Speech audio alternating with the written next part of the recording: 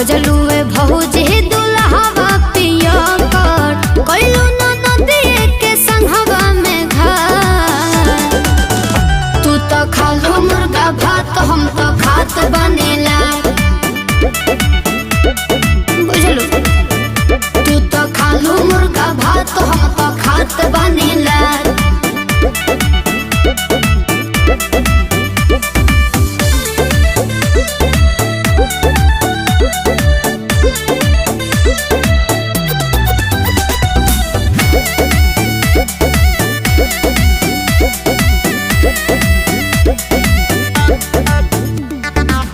पियावा के सुख हम तो कबहू न पैने ए कहूँ लइकाबा के मम्मी न भइने का कहियो। पियावा के सुख हम